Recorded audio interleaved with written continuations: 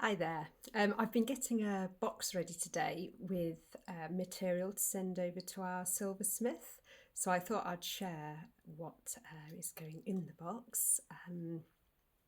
So first of all, we've got a piece of Chinook, which I've done a separate video about, showing my husband attempting to cut it. So this is, I think it's part of the sort of cockpit control panel. Anyway, it's made of aluminium and it's really hard to cut. So never the best job to do. But what we've found is these sort of parts here, which show the control panels, making cufflinks out of them, they're sort of the best sellers. So more of that going off. And then we've only so far had one ZX Spectrum keyboard made into cufflinks. I think a while back I sent the circuit board to make circuit board cufflinks, and this time round we're going to use the keys so you can have sort of personalised cufflinks. And I think I might even try and see if we can use the plastic bit here with the writing on. I might see if I can do something with those. And then also the coloured stripes here. So we'll see how that goes. And then other new stuff for cufflinks. These are what our Lego cufflinks start off like. So they're just Lego plates that have been sort of covered in chrome.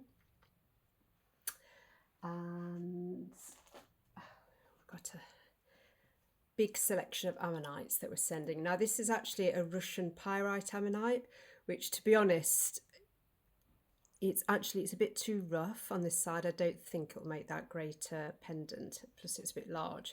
So what I'm going to do, I'm going to use the reverse side and get it cut sort of into a circular shape, which actually then I think will make a nice pendant. So we'll see how that goes. We've also totally run out of dendritic opal cufflinks.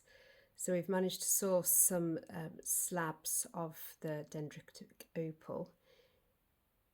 It's such a pretty gemstone.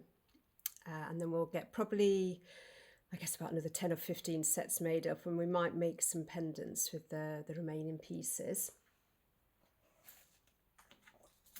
Now this is going to be brand new. We've managed to get this sort of Concord memorabilia. So they're two silver plates, which obviously they've got the shape of the Concorde within it, but we're going to use the plate and get it made into cufflinks, maybe some pendants as well, but have engraved on them the year that it was operational, because I think sort of silver cufflinks on their own might look a bit plain. So we're trying to think of ways to make it more interesting. And then what else have we got? To be honest, it's a lot of other ammonites. So for the sake of the length of this video, I won't go through them all, but I will quickly show you what our meteorite slabs start off like. So our meteorite jewellery, this is made from, it's called Meoniona luster, and it's a 2 billion year old meteorite that they estimate fell down to Earth about 1 million years ago, and then was first discovered about 100 years ago by two kids playing football in Sweden.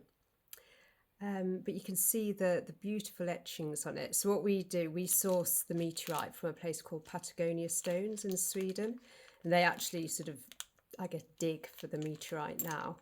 And they're the ones that get it sort of made into the nice squares, which are much easier to work with as jewellery.